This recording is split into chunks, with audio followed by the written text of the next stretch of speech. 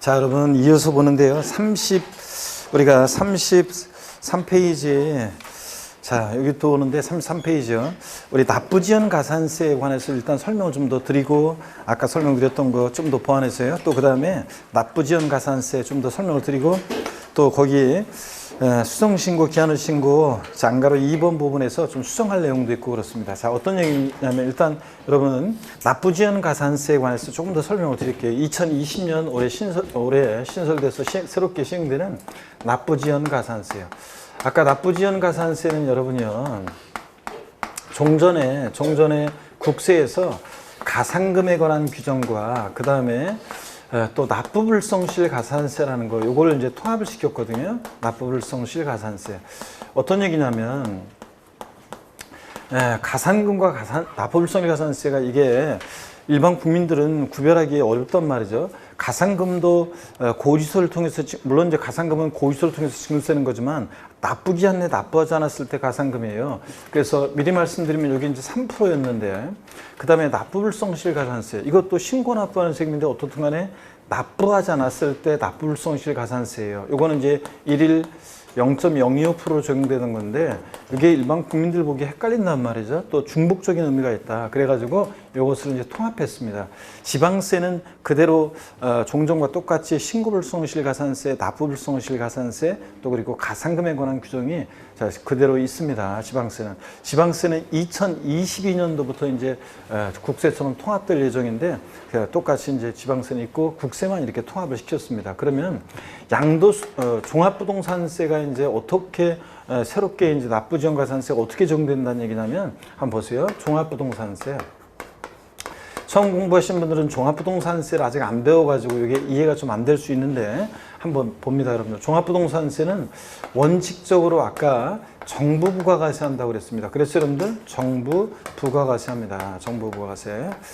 자, 정부 부가가세 하는데, 근데 자, 그럼 정부 부가가세 할 때 그 납세 고지서를 발부해서 징수하는데 납부기한 내 세금을 미납부합니다. 자, 그러면 어떤 짓을 받냐면, 고지서를 바꿔서 미납부하면 이제 종합부동산세는 납부지연 가산세가 적용이 돼요. 납부지연 가산세가 적용이 되는데, 납부지연 가산세가 어떻게 적용되냐면 3%가 적용돼요. 이 3%는 납세 고지서를 발부해서 징수하는 세금, 고지서에 기재된 납부기한 내 미납부하면 일단 3% 깔아놓고요. 그 다음에 이제 하루하루 지날 때마다, 그래서 종합부동산세를 미리 말씀드리면 매년 12월 1일부터 15일까지를 납부기간으로 해요. 그래서 12월 1일부터 15일 하루만 딱 지나잖아요. 그럼 일단 3% 깔고요. 자, 그 다음에 이제 하루하루 지날 때마다 납부지연 가산세가 1일 0.025%씩 적용됩니다. 이렇게 이제 한다는 얘기예요. 자, 그 다음에 종합부동산세는 근데 예외적으로 납세무자 고지서 날라온 거 휴통에 버리고 신고납부 선택할 수 있잖아요. 그럴 때 신고납부를 선택할 수 있는데, 신고납부를 선택할 때 여러분 보세요. 이것도 이제 처음 공부하신 분들은 조금 와닿지 않을 수 있는데 한번 보세요. 종합부동산세, 납세고지서 날라온 거 휴통에 버리고 신고납부를 선택하는데, 그 신고납부를 선택한다는 것은 여러분요, 고지서에 기재된 신고납부 기한이 있어요. 종부세 12월 1일부터 이것도 15일까지인데 그 신고기한 내 신고를 해야 돼요. 그러니까 고지서 날라왔어요. 내 휴통에 버리고 신고납부 선택한다는 것은 그 12월 1일부터 15일까지 신고기한 내 신고를 해야지만 신고납부가 선택돼요. 그러니까 무신고 가산세, 아예 신고기한 내 신고하지 않는 무신고 가산세는 적용될 여지가 있어요, 없어요? 없어요, 여러분들? 적용될 여지가 없고, 신고기한 내 신고를 했는데 과소신고했을 때 이 과소신고 가산세는 적용될 수가 있고요. 그래서 29회 시험 때 나온 게 이거예요. 종합부동산세 신고납부를 선택하는 경우에도, 과소신고 가산세는 적용되지 아니한다 그랬습니다. O, X요. X입니다. 신고납부를 선택할 때 과소신고 가산세는 적용될 수가 있습니다. 뭐가 적용 안 되는 거예요? 무신고 가산세가. 신고기한 내 신고해야지만 신고납부가 선택되는 거니까, 아예 신고기한 내 신고하지 않는 무신고 가산세는 적용될 여지가 없겠죠? 신고를 해야지 신고납부가 선택되는 거니까. 그래서 근데 과소신고한 과소신고가산세는 적용될 수가 있고요. 하여튼 종합부동산세는 원칙 납세 고지서를 발부해서 정부가 가세할 때 그 나쁘지 않네 미납부하면 나쁘지 않은 가산세가 적용되는데 이제 올해부터 어떻게 적용되느냐? 일단 3% 깔고요. 그 다음에 하루하루 지날 때마다 일일 0.02%가 적용됩니다. 그러면 이제 양도소득세는 어떻게 적용되는지 올해부터 한번 볼게요. 우리 교재에 조금 수정할 부분이 있는 것이 양도소득세는 자 어떻게 적용되느냐? 그러면 양도소득세는 신고납부하잖아요. 그래서 양도소득세를 만약에 신고납부를 불성실합니다. 양도소득세는 신고납부하는데 신고납부를 불성실하면 가산세가 적용되는데 자 이제 어떻게 적용되는 거냐면 양도소득세는 납부지연 가산세가 적용이 됩니다. 납부지연 가산세가 적용이 되는데 아이고 잠깐만요 죄송합니다. 신고납부 불성실하면 가산세가 적용되는데 어떻게 적용되냐면 일단 양도소득세는 양도일이 속하는 달의 말일로부터 2개월 내에 이제 예정신고납부라는 것이 적용되는데 하여튼 양도세를 신고납부를 불성실하면 먼저 신고불성실 가산세가 적용돼요. 신고기한 내 신고하지 않은 것에 대한 신고불성실 가산세가 적용되는데 의무위반의 정도에 따라 40%, 그 다음에 20%, 10% 깔아놓고요. 부정무신고, 부정과소신고 40, 그냥 무신고 20, 과소신고 10% 깔아놓고 그 다음에 이제 하루하루 지날 때마다 납부 불성실 가산세인데 종전에는 지방세는 납부 불성실 가산세인데 국세는 이제 뭐라고요? 납부지연 가산세가 적용됩니다. 납부지연 가산세가 일일 얼마씩이요? 이게 0.025%씩 적용돼요. 이렇게. 자 그래서 여러분 보세요. 자 차이점이 어떤 거냐면 이렇게 고지서를 발부해서 징수하는 세금은 납부지연 가산세가 적용되는데 일단 3% 깔고 그 다음에 하루하루 지날 때마다 일일 0.02%로 납부지연 가산세. 근데 애초에 이렇게 신고납부하는 세금은 똑같아요. 종전처럼 신고불성실 가산세는 똑같이 의무위반의 정도에 따라 양도세 같은 애들을 신고납부하는 세금은 40, 20, 10% 깔아놓고 그 다음에 종전 같으면 지방세는 납부불성실 가산세인데 얘는 국세는 납부지연 가산세가 일일 얼마씩이요? 0.02% 이런 식으로 적용됩니다. 이제 그래서 올해부터 이렇게 바뀔 예정이에요. 그래서 와닿지 않는 분들은 나중에 종부세 양도세를 다시 한번 다 배우고 또 이제 와서 보시면 이게 이제 이해가 됩니다. 자, 그 다음에 33페이지 여러분 보시면 양가로 2번에 국세 및 지방세 가산세 감면이 있는데요. 그러니까 교재 우리 32페이지 양도소득세에서 납부불성실 가산세라고 동그라미 5번 되어 있는 부분은 이제 양도세는 신고불성실 가산세 깔아놓고 40, 20, 10%. 그 다음에 이제 납부불성실 가산세라고 되어 있는 게 뭐라고 이제 납부지연 가산세가 적용되는데 여기 하루하루 지날 때마다 0.02% 적용되는 거고 그 납세 고지서에 따른 미납세액 3% 요거는 고지서가 날라왔을 때 그런 거고 원칙적으로는 이렇게 납부지연 가산세 일일 0.02%예요. 사실은 요 3% 적용되는 것은 고지서를 발부해서 징수할 때만 적용되는 거거든요. 일단 나중에 또 보게 됩니다. 33페이지 여러분 보시면 국세 및 지방세 가산세 감면 그래서 기한후 신고와 수정신고라는 게 있어요. 여러분 수정신고라는 거 어떤 거냐면 신고기한 내 뒤에 교재에 설명이 되는데 그 보조단에도 설명이 돼 있죠. 수정신고 기한후 신고 한번 볼게요. 먼저 거기 보조단 오른쪽에 보니까 기한후 신고라는 게 뭐냐면 신고 납부기한 내 신고를 안 했어요. 그랬는데 뒤늦게 신고기한이 지나서 신고를 해주면 조세 포탈 우려 가능성이 줄어들고 일손도 줄어들죠. 신고기한 내 신고하지 않으면 과세권자가 세금 다시 계산해서 납세 고지서를 보내는데 그러기 전에 신고를 뒤늦게라도 해주면 이제 혜택을 주겠다는 얘기입니다. 그게 기한후 신고예요. 기한 내 신고하지 않은 자가 하는 게 뒤늦게 하는 게 기한후 신고고 수정 신고라는 것은 신고기한 내 신고를 했는데 과소 신고한 자가 뒤늦게 나 지난번에 좀 적게 신고했는데 이렇게 잘못 신고했는데 자수해서 광명 찾는 게 수정 신고입니다. 그래서 수정 신고는 신고기한 내 과소 신고 한 자가 신고사항을 수정하는 신고가 수정신고고 기한후 신고는 아예 신고기한에 신고하지 않은 자가 뒤늦게 신고하는 게 기한후 신고고 이런 차이점이 있어요. 그럴 때 뒤늦게라도 수정신고를 해주면 나 지난번에 과소신고했다고 적게 신고했다고 뒤늦게 수정신고를 나중에 해주면 혜택을 주는데 감면 혜택을 줘요. 그럴 때 거기 우리 교재가 신고기한 경과 후 3개월 이내 75%로 돼 있잖아요. 요게 이제 원래 이렇게 한다고 했다가 또 12월 달에 또 개정이 돼가지고 어떻게 돼 있냐면 지금 현재는 그 맨 윗칸에 칸을 더 만들어야 돼요. 사실은 여기 보세요. 그 옆에다가 옆에다가 또 써놓는 것이 공란에다가 뭐라고 써놓냐면 신고기한 경과 후 신고기한 경과 후 1개월 이내에 수송신고했을 때 수송신고 요 부분이 지금 빠져 있어요. 그래서 개정된 게 1개월 내에 만약에 수송신고를 했다면 몇 프로 감면해 주냐면 90% 감면하는 규정이 요게 이제 90% 감면해 주고요. 요게 지금 빠져 있어요. 그리고 이제 우리 교재처럼 신고기한 경과 후 1개월 초과 두 번째 칸이 이렇게 돼 있어요. 1개월 초과 3개월 이내에 수송신고했다. 자, 그러면 이제 이게 75% 감면이고요. 75% 감면이고 이렇게 돼 있어야 돼요. 지금 근데 우리 교재는 맨 앞칸에 첫 번째 칸에 신고기한 경과 3개월 내 75% 감면 이렇게 돼 있잖아요. 근데 사실은 그 옆에다가 좀 적어 놓으세요. 1개월 내 수송신고했을 때는 몇 프로? 90% 감면. 요 규정이 추가가 되는데 요게 반영이 안 돼 있어요. 지금 교재가.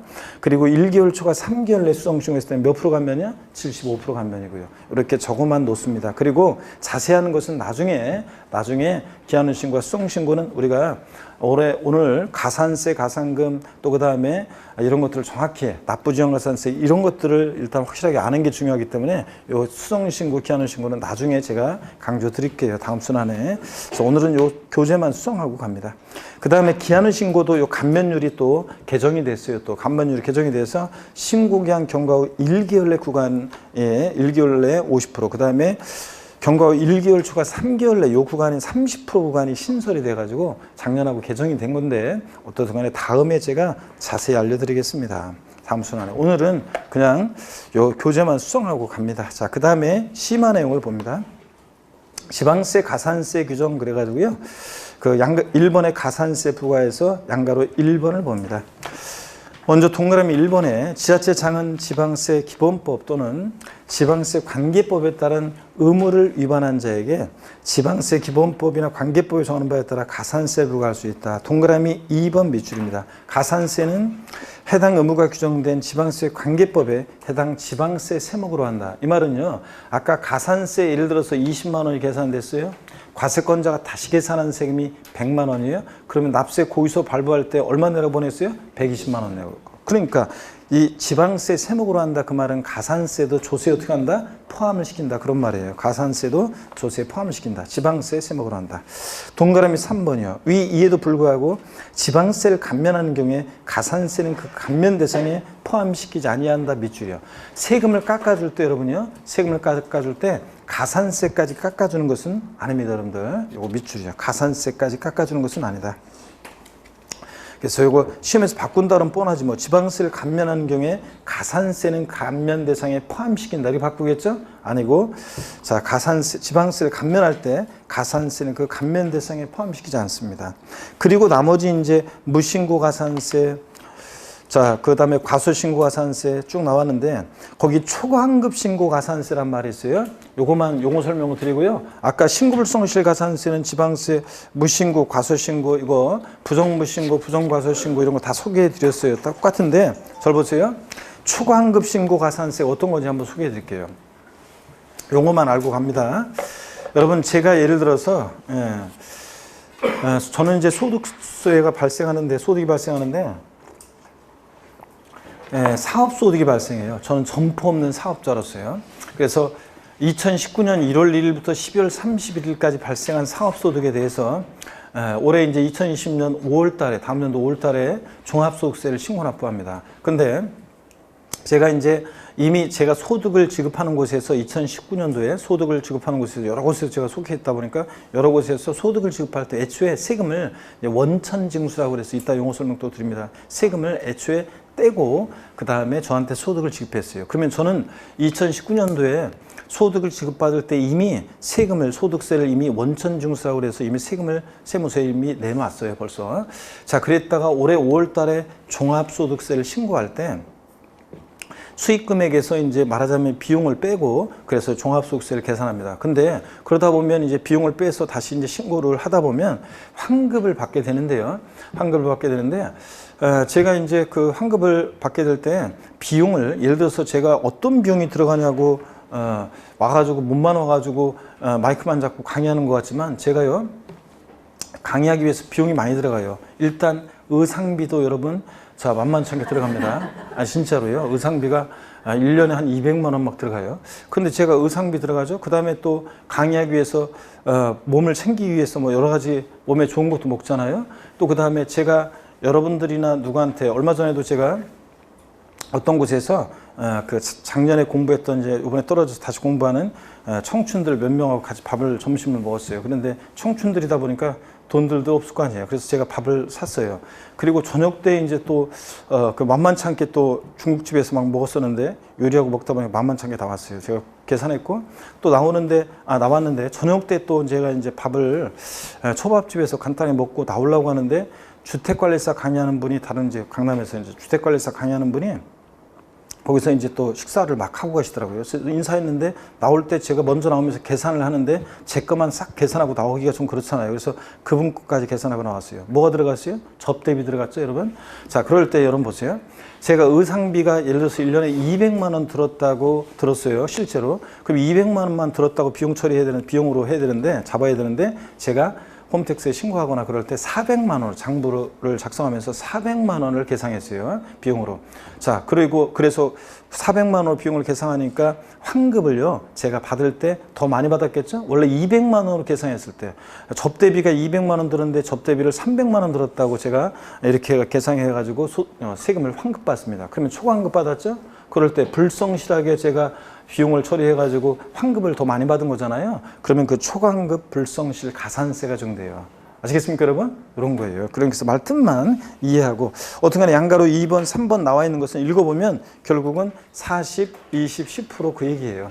부정무신고, 부정과소신고 40, 그냥 무신고 20, 과소신고 40%가 양가로 2번, 3번에 나와 있습니다. 자, 넘어갑니다. 여러분들. 그런 얘기가 길게 나와 있는 거예요.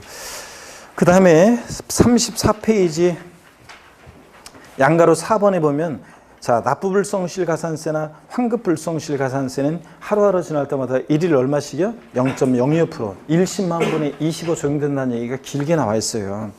자, 그리고 수정신고 막 이런 얘기가 기한신고 나왔는데 나중에 수정신고와 기한신고는 나중에 요약집으로 하면은 수정신고와 기한신고 비교해가지고 한눈에 보면서 비교할 수 있도록 딱 돼 있어요. 나중에 공부하고요. 자, 오늘은 여러분들이 일단 신고불성실 가산세가 뭐고 가산금이 뭔지인데 가산금은 아직 안 했고 가산세 이렇게 적용된다는 거.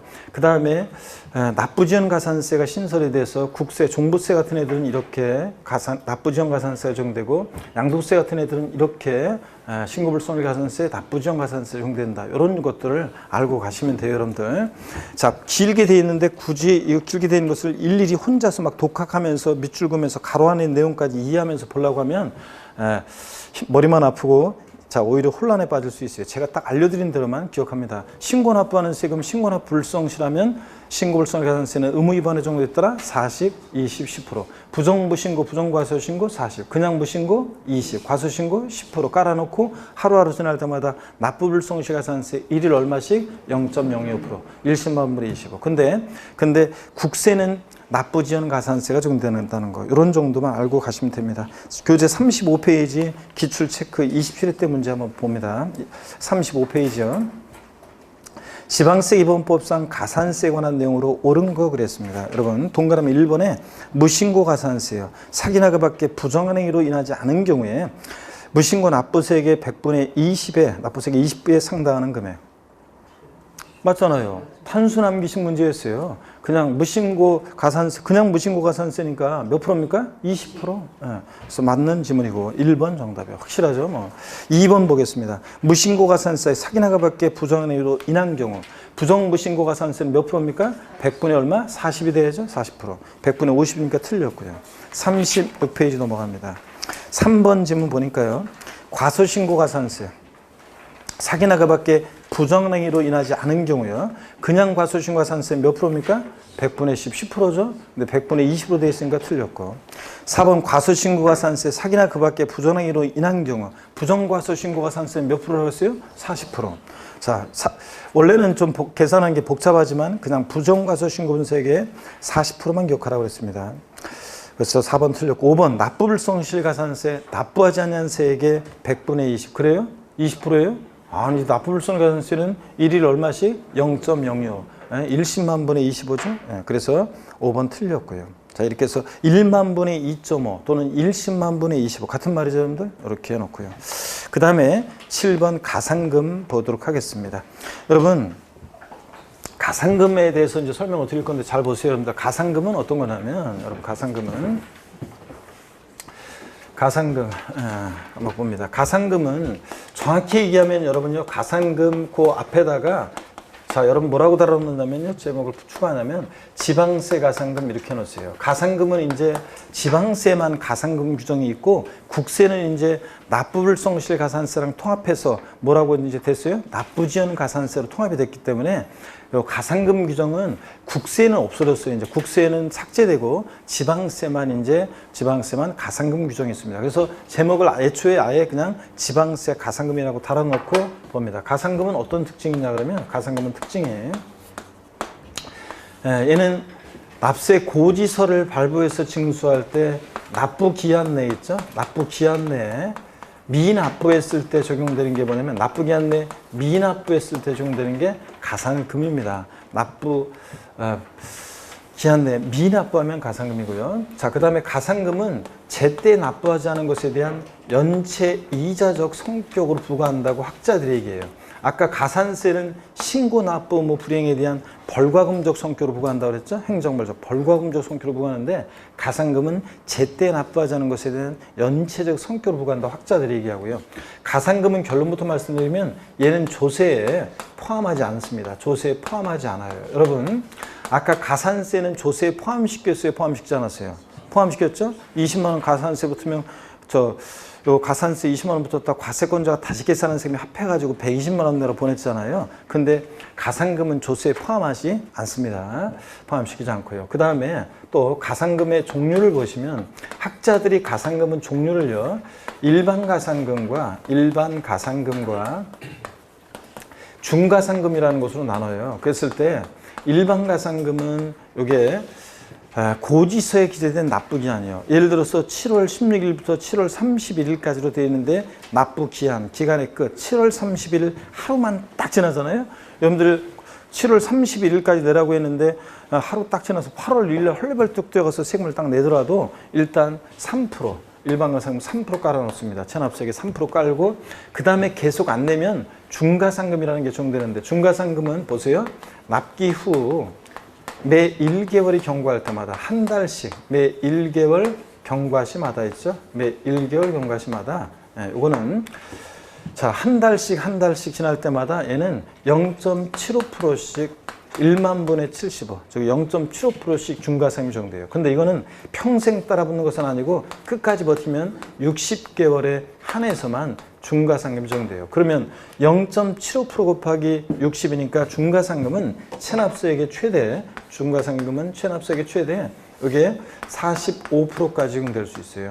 일반 가상금 3%가 값이니까 가상금은 체납세액의 최대 몇 프로까지? 48%까지 이렇게 적용될 수 있습니다, 여러분들. 자, 그러면 이게 무슨 얘기냐? 재산세 고지서가 있는데 그 고지서에 기재된 고지세액이 1,000만 원이에요.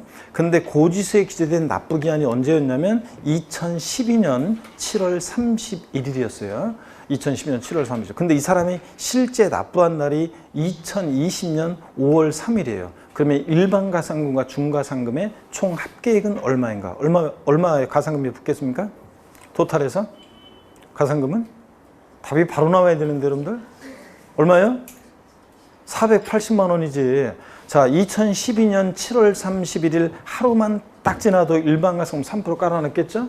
그 다음에 이제 계속 안 내면 납규 매 1개월, 한 달씩 경과할 때마다 0.75%씩 60개월이면 1년 12달러 하면 5년이잖아요. 그죠? 그러면 자, 5년 지났잖아요, 지금. 그러니까 자, 중가상금 45%예요. 그러니까 토탈에서 48% 체납세액에 48% 가상금이 붙으니까 자, 일반 가상금과 중가상금의 총 합계액은 얼마냐? 고지세액이 1,000만 원이라고 그랬으니까 얼마요? 480만 원의 가상금이 붙는다는 얘기입니다. 끝까지 버티면. 아셨죠, 여러분? 그런 얘기고. 자, 그 다음에 또 여기 봅니다. 중가상금은요. 자, 체납 지방세가 전압지방세가 30만 원 있잖아요. 30만 원 미만일 때는 중과상금을 30만 원 미만이면 중과상금을 적용하지 않습니다. 아니 뭐 몇 푼 안 되는 거 같고 중과상금 적용하고 우습잖아요. 그래서 30만 원 미만은 중과상금 적용하지 않아요. 그러면 질문 드립니다. 딱 체납한 지방세가 딱 30만 원이면 중과상금을 적용한다 안 한다? 30만 원이면 중과상금을 적용합니다, 여러분들. 미만은 적용하지 않으니까. 자, 이런 얘기입니다. 그러면 교재해 보겠습니다. 36페이지입니다. 7번 가산금. 자, 이제 지방세만 있는 거예요. 가산금 규정은 국세는 없어졌어요. 아까 납부지원 가산세랑 통합되겠다고 그랬고. 자, 지방세를 납세 고지서 등에 의한 납부기한까지 납부하지 않을 때 세법에 따라 고지세액에 가산해서 징수하는 금액, 이걸 학자들이 일반가산금이라고 해요. 그 다음에 납부기한 지난 후 일정 기간까지 납부하지 않을 때 그 금액, 일반가산금에 다시 가산해서 징수한 금액을 말하는데요. 자, 양가로 1번 일반가산금 봅니다. 지방세를 납부기한까지 납부하지 않을 때 조세 100분의 3이요. 미입주요. 하루만 딱 지나도 일단 체납세액 몇 프로? 3% 깔아놓습니다. 곱해서 계산한 금액을 가산해서 징수하고, 그 다음에 중과상금입니다. 동그라미 1번 납부기한이 지난 날부터 밑줄이요. 1개월이 지날 때마다, 한 달씩 지날 때마다 체납한 지방세 1만 분의 75니까 0.75% 계속 밑줄입니다. 가산해서 징수합니다. 근데 이 경우 끝까지 버티면 중과상금을 가산해서 징수한 기간 또 밑줄입니다. 몇 개월이요? 60개월을 초과할 수 없다 밑줄이요. 그 다음에 그래서 중과상금은 0.75% 곱하기 60이니까 체납세액의 최대 45%, 일반가산금 3% 합쳐서 가산금은 체납세액의 최대 몇 프로? 48%까지 적용될 수 있고, 동그라미 2번입니다. 36페이지 맨 아래 체납한 지방세가 30만 원 미만인 경우에 중과상금을 징수하지 아니한다 밑줄 짝이요. 그래서 체납한 지방세가 30만 원 이상부터 중과상금 적용하는 거지 미만은 적용하지 않는다. 중과상금. 자, 그래서 그런 얘기.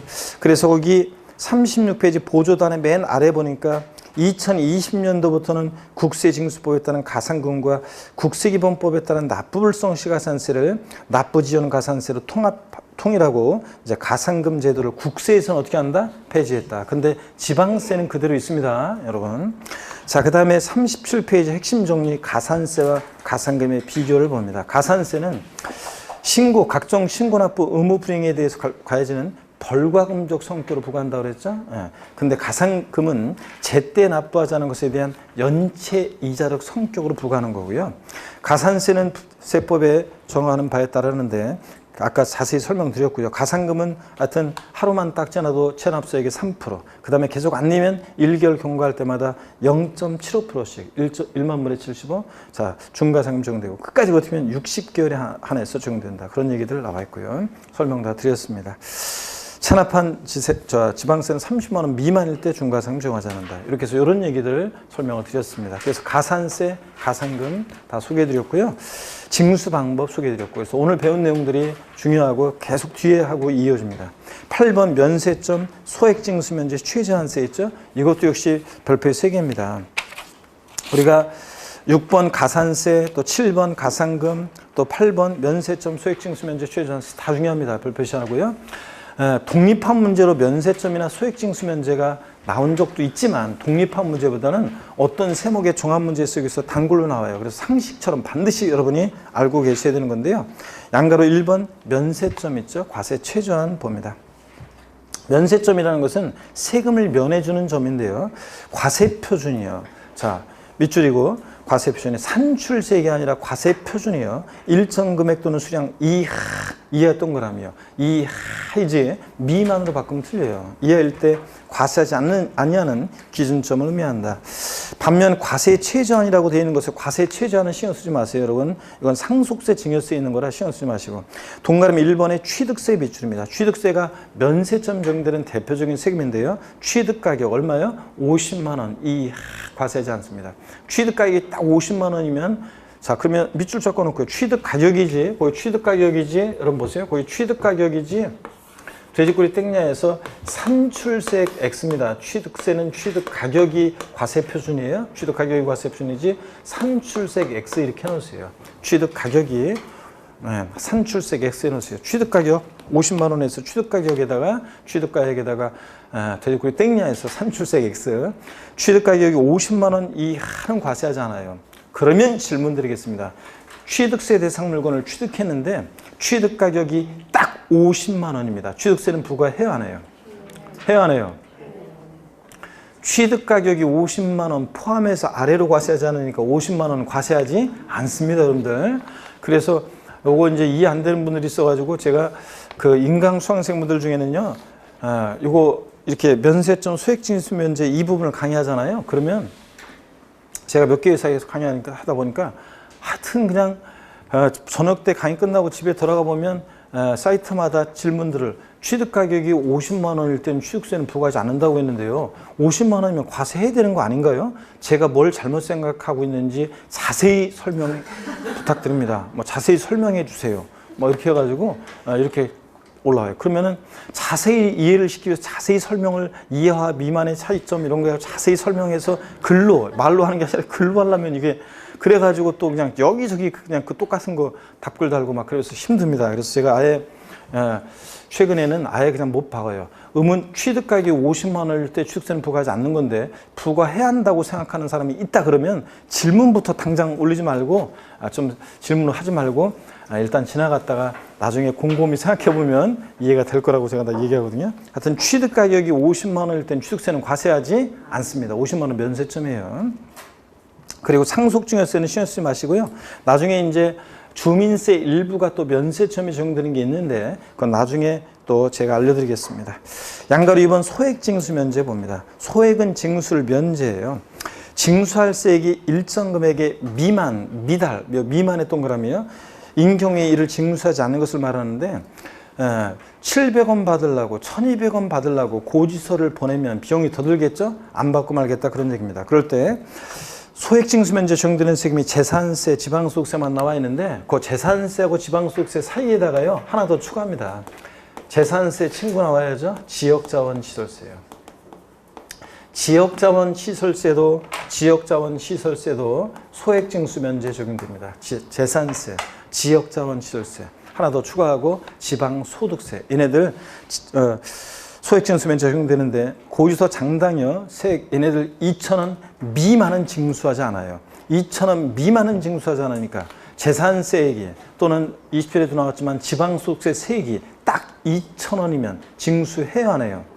2,000원이면 징수합니다. 2,000원 빼고 아래 금액을 징수하지 않으니까 2,000원은 징수한다는 거예요, 여러분. 그래서 시험에서 몇 번씩 물어봤습니다. 재산세 고지서 한 장당 세액이 2,000원인 경우, 지방소득세 세액이 2,000원인 경우 징수하지 아니한다. X입니다. 2,000원일 때는 징수합니다, 여러분. 자, 이거 꼭 알아두시고. 그 다음에 최저한세요. 이건 뭐냐면 최저한의 세금 받겠다. 최저한의 세금을 납부하게 하는 건데 대표적으로 등록면허세가 그래요. 등록면허세 미출입니다. 등록면허세는 등록면허세에 산출한 세액이 원래 법령이 이렇게 되어 있어요. 나중에 등록면허세 할 때 또 볼 건데 등록면허세 원래 법령에는 등록면허세 산출한 세액이 그 밖의 등기 등록세율, 그 밖의 등기 등록이면 등록면허세에서는 말소등기 변경 등기를 얘기해요. 말소등기 변경 등기세율은 건당 6,000원이에요. 미리 말씀드리면. 그러니까 등록면허세 그 밖의 등기 등록세율이 즉 6,000원 세율이 그 밖의 등기 등록세율 산출한 세액이 그 밖의 등기 등록세율보다 적을 때는 즉 6,000원보다 적을 때는 그 밖의 등기 등록세율을 적용한다 이렇게 되어 있어요. 그 말은 여기 밑줄입니다. 납부할 세액이 등록면세는 산출한 세액이 6,000원 미만일 때는 얼마요? 6,000원을 부과합니다. 그래서 최소한 6,000원 받겠다. 등록면허세 세금을 계산했더니 산출한 세액이 만약에 여기에 산출한 세액이 4,800원 나왔다. 얼마 받습니까? 6,000원 받습니다. 시험에서는 어떻게 물어봤냐면 두 번 나온 게 등록면허세 세액이 6,000원 미만일 때는 등록면허세를 징수하지 아니한다. 이렇게 6,000원 미만이면 무조건 얼마 받습니까? 6,000원 받습니다, 여러분들. 자, 그래서 이렇게 해놓고요. 그 다음에 38페이지 9번의 서류의 송달입니다, 여러분. 이 서류의 송달은 시험에 한 번도 안 나오다가 딱 한 번 나온 적이 있어요. 24회 때. 근데 또 나올 가능성이 높지는 않습니다. 어떡하나 이런 것들은 우리가 나중에 우리 심화 과정에서 또 보기로 하고요. 오늘은 전혀 신경 쓸 거 없이 넘어갑니다. 43페이지 아니구나. 그 전에 40페이지 그 참고글에서 용어가 나와요. 40페이지 용어가 나오는데 그냥 읽어보는데요. 무슨 말인지 모르겠으면 굳이 막 이해하려고 할 필요 없이 그냥 넘어가다 보면 나중에 대충 다 알게 돼요. 41페이지 한번 보겠습니다. 41페이지에 납세자, 제2차 납세무자, 보증인 이런 것들은 나중에 또 다 배울 기회가 있어요. 16번의 신고납부를 봅니다. 아까 징수방법, 신고납부 방법 제가 자세히 소개해드렸습니다. 신고납부 방법이라는 것은 납세무자가 그 세금 계산에서 그 납부할 지방세, 과세중과세액을 과세주에게 신고하고 그 신고한 세금을 납부하는 방식을 우리가 뭐라고 한다? 신고납부. 국세에서는 신고납세라고 했었죠. 그 다음에 19번 보통징수입니다. 세무공무원이요. 즉 과세관청에서 과세주체가 세금을 계산해서 납세 고지서를 납세자에게 발급하여 지방세 징수하는 방식을 우리가 뭐라고 한다? 보통징수. 국세에서는 똑같은 얘기를 뭐라고 했어요? 정부 부과과세 또는 부과과세 방법 이렇게 얘기합니다. 국세에서는. 지방세는 뭐라고 하고? 보통징수. 아까 소개해드렸잖아요. 징수 방법. 그 다음에 가산세, 가산금은 제가 금방 자세히 설명을 드렸습니다. 넘어갑니다. 어디로 가시냐면 다른 거는 제가 안 본 곳까지 여러분들이 굳이 막 찾아가면서 보면서 막 할 필요는 없습니다. 그 다음에 42페이지 34번 특수관계인 봅니다. 특수관계인. 우리가 이제 공부하다 보면 특수관계자, 특수관계인 이런 것들을 이제 보게 되는데 특수관계인, 특수관계자라는 것은요 어떤 자들이냐면 친족관계가 있거나 동그라미 1번, 2번, 3번 나와 있죠. 친족관계가 있거나 경영지배관계가 있거나 경제적 연관관계가 있는 자를 우리가 뭐라고 하냐면 특수관계자 그럽니다. 그래서 뭐 8촌인의 혈족, 사촌인의 인척 하면서 막 외울 필요 없고 여기 또 자세히 나오지도 않았지만 그냥 친족관계 등이 있거나 경영지배관계가 있거나 경제적 연관관계가 있으면 뭐다? 특수관계자다. 이렇게 용어 한번 보시고요. 43페이지 이제 조세 체계는 우리가 용어를 다 배웠기 때문에 내국세, 관세, 보통세, 목적세, 직접세, 간접세, 독립세, 부가세 용어 다 배웠죠? 그래서 한번 참고적으로 보시면 되겠고요. 44페이지로 넘어갑니다. 44페이지 지난주에 제가 부동산 활동에 따른 조세 다 설명드렸죠? 부동산 활동에 따라서 취득시, 보유시, 양도시 부과되는 세금 다 소개해드렸고 아까 OX로 30회 기출문제도 우리가 봤었습니다. 그래서 지난주에 다 봤잖아요, 여러분들. 그리고 시마에서 지방 소비세는 자세한 내용 볼 필요 없어요. 얘는 그냥 부가가치세 꼽살이 껴서 받는 세금이다. 그 정도만 알면 돼요. 지방 소비세는 부가가치세, 국세인 부가가치세 받은 것의 일부 세금을 지자체 수입으로 가져가는 세금이라는 거 참고적으로 보는 거고요. 넘어갑니다. 자세한 내용을 나올 가능성은 극히 낮고요. 지난주에 46페이지 지방소득세도 제가 설명을 드렸죠. 지방소득세도 지난주에 제가 따로 정리를 해드렸어요. 꼭 필요한 내용들을. 자, 그리고 나중에 여러분들이 지방소득세에 대해서 따로 또 배울 기회가 올 것이고 좀 더 47페이지 2장 납세무 성립확정 소멸입니다. 자, 요거를 이제 설명을 드릴게요. 납세무 성립확정 소멸입니다. 자, 요거를 이제 중요하다고 그랬어요? 안 중요하다고 그랬어요? 제가 중요하다고 그랬죠? 그래서 납세무 성립확정 소멸에 관한 얘기를 소개해 드리겠습니다. 여기를 사진으로 찍으실 분은 빨리 잽싸게 사진으로 여러분들이 찍으시면 되겠습니다. 자, 그래서 자, 없습니까, 여러분? 그러면 다 지우고 제가 납세무 성립확정 소멸에 관한 얘기를 좀 소개해 드리겠습니다, 여러분. 자, 그러면 보겠습니다. 네. 자, 우리 납세무 성립확정 소멸에 관한 얘기인데요. 네, 이쪽에서 한번 설명드리겠습니다. 자, 이쪽에서부터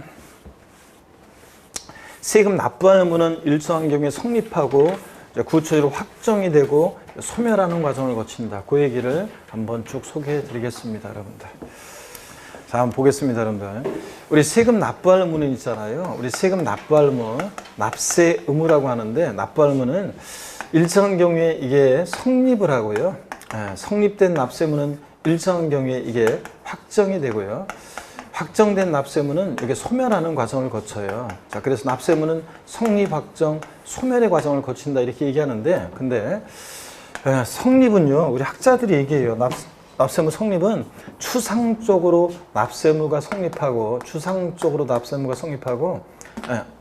자, 구체적으로 확정이 된다. 납세무는 추상적으로 성립하고 구체적으로 확정이 된다 이렇게 얘기합니다, 여러분. 자, 그랬을 때 이거 뒤바뀌면 틀려요. 납세무는 구체적으로 성립한다 이러면 틀려요. 근데 어떤 모의고사에서는 이걸 뒤바꿔서 내는 사람도 있지만 이건 학자들이 얘기한 거라 시험에 나오지는 않고요. 이해를 위한 겁니다. 자, 납세물 수상적으로 송입한다고 했는데 취득세로 예를 한번 들어볼게요. 취득세는 어느 때 납세물과 수상적으로 송입하냐면요. 취득세 대상 물건을 취득하는 때요. 취득하는 때 납세물과 추상적으로 송입합니다.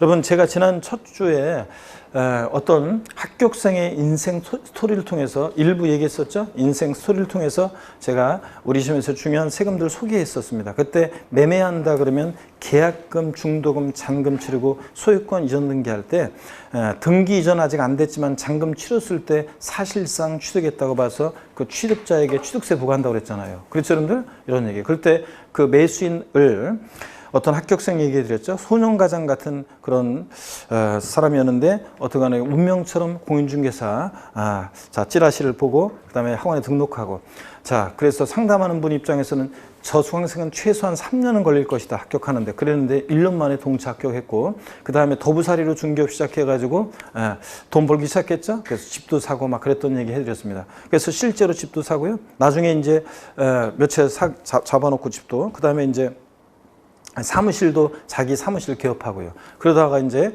그 소공으로 들어온 소속 공인중개사로 들어온 어떤 여성 공인중개사와 맨날 같이 붙어 있다 보니까 좋아지게 됐죠. 그래가지고 이 노총각이었는데 좋아지게 돼가지고 그래서 이제 이제 사귀기 시작했는데 저한테 한 번은 상담을 전화가 왔어요. 한 번은 전화가 와가지고 그 사무실에 누구를 좀 좋아하게 됐는데 근데 저 여자 쪽 집에서 반대를 한다. 그런데 그 반대 이유가 뭐 뻔하죠. 뭐 학벌이나 뭐 이런 거 뭐 따지고 어쩌고 그랬겠죠. 그래서 그런 고민을 하길래 제가요 부동산학과 진학을 권유했어요. 그래서 부동산학과 야간에 들어가라. 그러면은 출석만 잘하면 저 졸업장 받을 수 있다. 자 그래가지고 제가 이제 제 친구가 부동산학과 이제 학과장으로 있는 친구가 있어가지고 그래서 소개를 해주는데 입시 비리하고는 상관없습니다. 뭐냐면 그런 부동산학과 같은 데서는 예를 들어서 뭐 부천대학 자 부동산학과다. 그러면은 그런 데서는 학과장이나 이런 사람들의 최고의 덕목은 인사고과에서 제일 칭찬받을 수 있는 덕목은 뭐냐면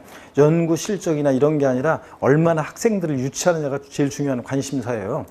학생 적으면 저 학과 자체가 없어지잖아요. 그러니까 그 유치하는 게 굉장히 중요합니다. 그래서 소개해 주니까 엄청 좋아해죠. 그래서 잘 해주겠다 이렇게 했는데 어떻게 부동산학과도 진학하고 이렇게 해서 청춘 사업도 잘 되고 막 이렇게 해서 이제 잘 했어요. 그런데 저는 그런 줄만 알고 있었는데 어느 날 있죠. 이 친구를 제가 지하철역에서요 그 앞에서 우연히 보게 됐어요. 저 멀리서 이렇게 딱 봤는데 그 수강생인 것 같더라고요. 그런데 그 학생인 줄 알았는데 이렇게 약간 나를 보면서 이렇게 피하는 눈빛이더라고요. 피하는 것 같은 그런 느낌이었는데 어떡하나 이렇게 앞으로 뭐 길이 외길이어가지고 어떻게 오고 삼니까 만나게 됐어요. 근데 제가 어떻게 지내냐고 그랬더니 다른 때 같으면 내가 못 보고 지나가더라도 멀리서 달려와서 막 인사하고 밥 먹자고 하고 그럴 사람인데 그날 내가 어떻게 지내냐고 그랬더니 그렇게 그냥 그럭저럭 지낸다고 하면서 자꾸 쭈삐쭈삐 피해서 가려고 막 자꾸 하더라고요. 그래서 그리고 갔어요. 그래서 제가 저럴 사람이 아닌데 사람이 변심하거나 그럴 사람은 아니거든요. 그래서 저럴 사람이 아닌데 그랬는데 다른 사람한테 물어봤더니 왜 그랬냐 그러면 얼굴 낯빛도 안 좋았는데 왜 그랬냐 그러면 암에 걸려가지고 투병 중이라고 하더라고요. 왜 암에 걸렸냐고 그러면 제가 보니까요 그 당시에 이제 그 김포 하고 경기도 김포하고 인천 검단 쪽에 뭘 했었냐면 이제 자신감이 붙으니까 빌라 같은 거 줘서 분양하는 쪽에 사업에 뛰어들었어요. 그랬는데 그때 하필이면 98년도에 금융위기 그때여가지고 분양이 안 되고 그 다음에 청춘 사업도 잘 안 됐다고 하더라고요. 그래가지고 마음고생이 심하고 스트레스를 많이 받아가지고 보니까 암에 걸린 것 같아요. 그래서 제가 이제 2년 전인가 요 2부 요 스토리 할 때 어떤 곳에서는 갑자기 수강생 얘기가 생각나가지고 울컥해가지고 제가 한 5분 정도 수업을 못한 적이 있었는데 근데 지금은 편하게 얘기할 수 있는 것은 암을 극복했어요. 그래가지고 다시 이제 열심히 한번 해보려고 지금 그동안은 이제 건강 챙기고 막 이렇게 하는 거에 이제 하다가 다시 이제 해보려고 지금 열심히 하고 있다고 합니다. 자, 그래서 그런 수강생이야. 인생 스토리예요. 항상 보면 인생이 이렇게 힘들다가 막 잘 돼가지고 좋다가 또 이렇게 병에 걸리기도 하고 또 잘 안 되기도 하고 그랬다가 다시 또 사업도 안 되기도 하고 그랬다 다시 이제 일어나고 이렇게 이제 하는 게 인생인 것 같습니다. 하여튼 이 수강생 스토리를 통해서 자 취득하는 때 취득세는 계약금, 중도금, 잔금 치러요. 자 그러면 등기전 안 됐어도 사실상 취득했다고 봅니다. 그럼 그 취득자는 취득세 납부할 의무가 생겼어요. 취득하는 때. 근데 왜 추상적이라고 하냐면요. 아직 세금 계산 안 했잖아요. 그러니까 구체적으로 얼마의 세금을 납부할지 모르죠. 그래서 취득세는 취득하는 때 납세 의무가 추상적으로 성립한다 이렇게 얘기합니다. 확정이요. 여러분 납세 의무 확정이란 말을 보면 항상 뭘 떠올려야 되냐면요. 납세 의무 확정이란 말을 보면 항상 이걸 떠올려야 돼요. 여기 보세요. 누가 세금을 계산하느냐. 납세 의무 확정이라는 말을 보면 항상 누가 세금 계산하냐를 떠올리셔야 돼요. 누가 세금 계산하냐. 여러분 취득세는 아까 배웠어요. 징수 방법. 원칙적으로 납세 의무자가 세금 계산해요. 과세권자가 세금 계산해요. 취득세는 신고 납부하는 세금이니까 누가 원칙적으로 세금을 계산해요? 납세 의무자가 세금 계산해서 과세관청에 신고 납부하잖아요. 그러니까 취득세는 원칙적으로 납세 의무자가 납세를 확정해요. 근데 자기 골방에서 세금 계산했다가 던지고 거실 나와서 세금 계산했다가 찍고 아무도 모르잖아요. 그러니까 취득세 같은 신고 납부하는 세금은 납세 의무자가 납세를 원칙 확정하는데 납세 의무자가 과세 표준과 세액을 과세관청에 뭐 하는 때 신고하게 되면요. 그러면 이제 세금 계산이 됐잖아요. 신고하는 때 취득세 같은 신고 납부하는 세금은 신고하는 때 납세 의무가 구체적으로 확정이 된다 이렇게 얘기합니다. 시험 문제는 어떻게 나오냐고요? 다음 원칙적으로 납세 의무자가 과세 표준과 세액을 과세관청에 신고하는 때 납세 의무가 확정되는 지방세는 국세는 물어봐요. 그러면 자 신고하는 때 납세 의무 원칙 확정되는 지방세 어떤 게 있냐? 어떤 게 있었어요? 신고 납부하는 애들 취득세, 등록면허세, 지자로 이름 시작하는 지방세 4가지요. 지역자원시설세, 특정자원분, 지방소득세, 지방소비세, 지방교육세. 예? 이런 애들 신고 납부하는 세금은 어느 때? 신고하는 때 확정됩니다. 국세에서 신고하는 때 확정되는 국세 어떤 게 있냐? 소득세, 법인세, 부가세 등등. 웬만한 국세는 다 신고 납부라고 그랬죠? 근데 신고 납부인데 종합부동산세도 거기서 날라온 통에 버리고 내가 신고 납부하겠다 신고하면 신고하는 때 납세 의무가 확정될 수도 있고요. 자, 그 다음에 취득세는 납부 등을 통해서 납세 의무 소멸하는데 여러분 세금 납부하면 납부하면 이제 없어지는 거잖아요. 그래서 납부 등을 통해서 납세 의무는 소멸합니다. 다시요. 취득세는 취득세 대상 물건을 취득하는 때 납부할 의무가 추상적으로 성립하고 신고함으로써 구체적으로 확정이 되고 납부 등을 통해서 소멸하는 하는 과정을 거치게 됩니다. 그럼 재산세로 또 한번 예를 들어볼게요. 여러분 재산세요. 재산세는 아까 제가 그 수강생 암에 걸렸다가 그렇게 이제 우여곡절을 걷고 다시 지금 암을 극복해서 다시 이제 지금 중개사로서 다시 이제 활동을 시작하고 있다. 그렇게 얘기했더니 어떤 곳은 수강생분이 박수를 막 치시면서 몇 분 수강생분이 박수를 치더라고요. 근데 여러분들은 박수까지는 안 나왔지만 자, 그 수강생 박수를 막 치고 그러더라고요. 자, 여러분 재산세 한번 봅니다. 재산세는 과세 기준일에 납세 의무가 추상적으로 성립한다고 합니다. 여러분 과세 기준일이 뭔지 우리 처음 1월 달에 오신 분들은 잘 보세요. 과세 기준일을 두고 있는 세금이 있어요. 여기 보세요. 세금을 과세하는데 기준이 되는 날을 두고 부과하는 세금들이 있는데 자, 우리가 한편 보세요. 취득세 같은 세금은 언제 부과하냐면요. 취득할 때 부과해요. 등록면허세는 등록할 때 부과해요. 양도소득세는 양도할 때 부과해요. 근데 이런 세금들이요. 재산세 같은 애들, 종합부동산세 같은 세금들은 1년 사시사철 재산을 갖고 있어요. 그럼 어느 때를 기준으로 해서 세금을 부과할지 문제되잖아요. 아니 부동산 가격이라는 게 집값이 1월 달에 굉장히 안 좋았다가 5월 달에 막 올라갈 수도 있고 10월 달에 또 다시 또 폭락할 수도 있고 막 그렇잖아요. 그러니까 부동산 가격이 막 1년에도 증가 변동하는데 그럼 어느 때를 기준으로 해서 재산세를 부과할 거냐. 이게 문제가 되잖아요. 예? 그 다음에 또 갑이라는 사람이 1월 달 부동산을 샀어요. 이걸 3월 달에 을한테 팔았어요. 을이 이것을 사가지고 5월 달에 병한테 팔았어요. 병이 5월 달에 이걸 사가지고 10월 달에 정한테 팔았어요. 그럼 당연도 재산세는 갑을병정 중에서 누구한테 부과할 것이냐. 이런 것도 문제가 되잖아요. 예? 재산을 보유하다 보면 이런 문제점이 생겨요. 그래서 자, 과세 기준이 되는 날을 놓고 부과하는 세금들이 있는데 재산세. 친구 나와야죠 같이 항상 재산세 나오면 지역자원시설세, 특정부동산분, 그 다음에 종합부동산세 이런 세금들은 보유세의 대표적인 이런 세금들은 과세 기준일이 있는데 매년 언제냐면 6월 1일입니다. 이 과세 기준을 기준으로 해서 세금을 부과하는데요. 그럴 때 여러분 보세요.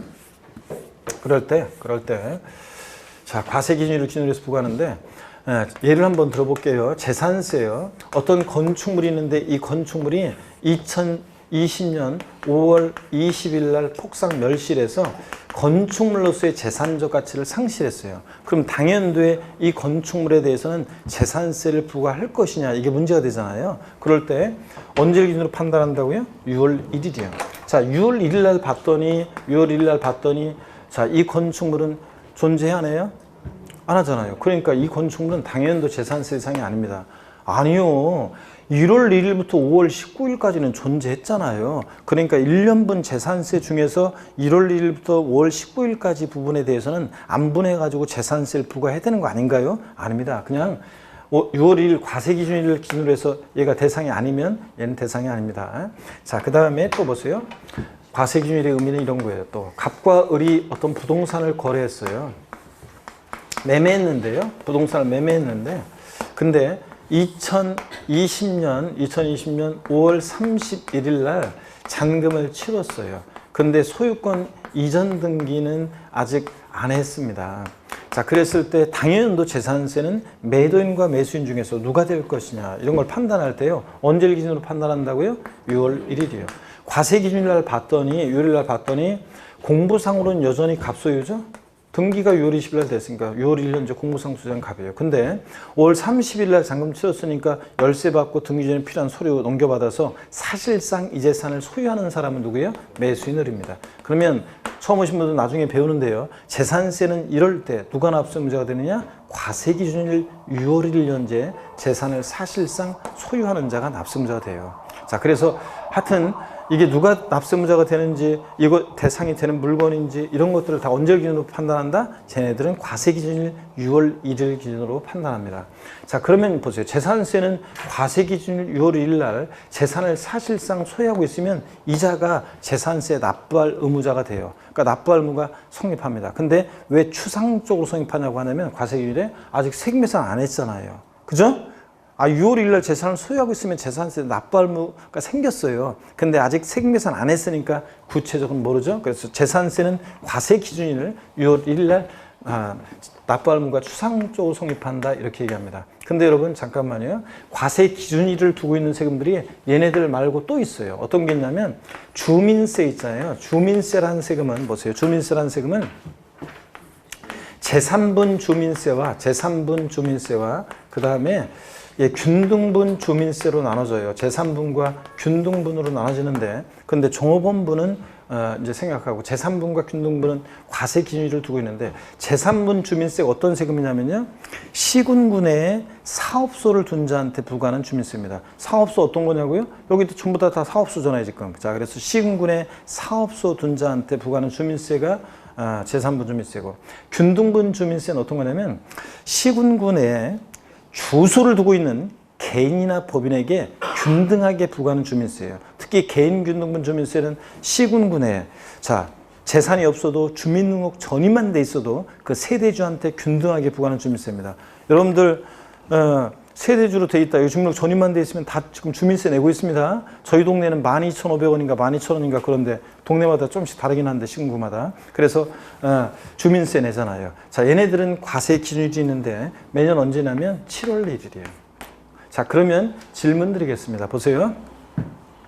제3분 주민세의 납세 의무 성립 시기는 재산세 과세 기준일이다. OX예요.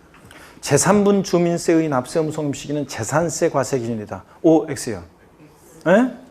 자, 여러분 보세요. 보면서도 왜 내 눈치를 왜 봐요? 여길 봐야지. 자, 제3분 주민세의 납세 의무 성립 시기는 재산세 과세 기준일이면 6월 1일이라는 얘기예요? 아니고 얘는 언제예요? 7월 1일입니다. 자, 이래서 여러분들이 비교합니다. 또 29회 시험 때 나왔던 것이 남중 납세 의무 성립 시기 옳은 거 골라라 문제에서 정답 지문이 1번에 주민세 제3분 땡땡 7월 1일 맞잖아요. 자, 이렇게 해서 얘는 요때 납세 의무 성립하고 7월 1일에 재산세 애들은 6월 1일 과세기준일에 납세 의무 성립합니다. 6월 1일에. 자, 교재를 아니구나. 잠깐요. 확정을 또 봐야 되겠네요. 자, 재산세 같은 세금은 납세 의무 확정. 납세 의무 확정이라는 말을 보면 누가 세금을 계산하느냐 이걸 떠올리라고 하는데, 재산세는 원칙적으로 납세 의무자가 세금 계산해요. 과세 관청, 과세 주체가 세금 계산해요. 재산세는 보통 징수하는 세입니까? 누가 세금 계산한다고 애초에 아까 징수 방법 얘기했어요? 과세주체가, 과세권자가. 자, 근데 보세요. 과세권자가, 과세주체가 세금 계산할 때 우리는 결정한다는 표현을 써요. 자, 과세권자가 과세표준과세액을 결정하는 때, 결정하게 되면 이제 세금 계산이 됐으니까 결정하는 때 재산세는 납세무가 구체적으로 확정이 된다 이렇게 얘기합니다. 세금 계산이 됐으니까. 시험 문제는 어떻게 나오냐? 자, 이렇게 나와요. 다음 원칙적으로 과세관청에서 과세표준과세액을 결정하는 때 납세무가 확정되는 지방세는 물어봐요. 결정하는 때 확정되는 지방세 어떤 거예요? 재산세. 보통 징수한 애들 재산세, 또 친구 지역자본시설세, 특정부동산분, 재산세, 부가세일 때 지방교육세 등등 이런 애들이요. 자동차세나 균등분 주민세도 거기서 날라오는 애들이라 얘네들도 결정할 때 확정되지만 어떤 간에 두 가지만 하면 돼. 재산세, 지역자본시설세, 특정부동산 얘네들은 결정할 때 확정됩니다.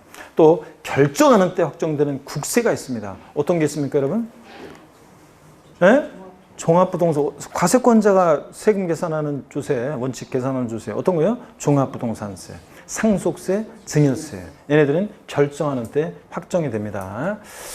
자, 이렇게 시험 문제 나오는 거고요. 그 다음에 납부 등을 통해서 납세무는 소멸하게 되는데, 자, 그럴 때 제가 질문 또 드리겠습니다. 이거 보면서 옆에 보세요. 다음 원칙적으로 과세관청에서 과세표준과세액을 결정하는 때 납세무가 확정되지만 납세무자가 신고 납부를 선택하는 경우에 과세권자의 결정은 없었던 것으로 보는 조세는 객관식이니까 잠깐만요. 1번 취득세, 2번 등록면허세, 3번 재산세, 4번 종합부동산세, 5번 양도세. 어떤 겁니까? 그렇죠. 종합부동산세는 원칙은 결정하는 때 확정되는데 납세무자가 자, 신고납부 선택하면 과세권자의 결정은 슈팅에 들어갔으니까 없었던 걸로 보죠. 예외적으로 종부세는 납세무자가 뭐 하는 때? 신고하는 때 납세무가 확정될 수도 있습니다, 여러분. 원칙은 결정하는 때 확정되지만 정부부가세니까 예외적으로 신고납부 선택하면 신고하는 때 납세무가 확정될 수도 있고요, 종합부동산세. 또 봅니다. 취득세나 등록면허세는 원칙은 신고하는 때 납세 확정이에요. 신고납부 원칙이니까. 근데 무신고했을 때는 예외적으로 과세관청에서 뭐 하는 때? 결정하는 때 납세무가 확정될 수도 있습니다. 그렇잖아요. 원칙은 신고납부하는데 아까 징수방법 머릿속에 잘 떠올려야 한다고 그랬죠. 취득세나 등록세는 원칙 신고납부하는데 불성실하면 가산세부터는 과세관자가 달세금 계산해서 보통징수 방법으로 도징수할 수 있다고 그랬잖아요. 그러니까 취득세나 등록면허세는 원칙은 신고하는 때 확정되는데 신고납부하는 세금 예외적으로 신고 안 했을 때는 과세관청에서 뭐 하는 때? 결정하는 때 납세무가 확정될 수도 있습니다, 여러분. 아시겠습니까, 여러분? 이런 얘기입니다. 그래서 우리가 이제 각 세목별로 납세무 성립식이 어떻게 되는지 그 다음에 이런 것들 공부하는데 소멸에서 28회 때 나왔고 그 다음에 성립에서 29회 나왔고 30회 시험에서 여기서 이 동네에서 안 나왔기 때문에 제가 우리 31회 시험에서는 납세무 성립 확정 소멸 이 부분이 중요하다고 그랬어요? 안 중요하다고 그랬어요? 중요하다 말씀을 드렸습니다. 그래서 잘 보셔야 되고요. 자, 그러면 이제 납세무 성립 확정 소멸에 관한 얘기인데 본격적인 얘기는 47페이지요. 성립 확정 소멸 본격적인 얘기는 잠깐 쉬었다가 제가 설명을 드리겠습니다. 잠깐 쉬겠습니다.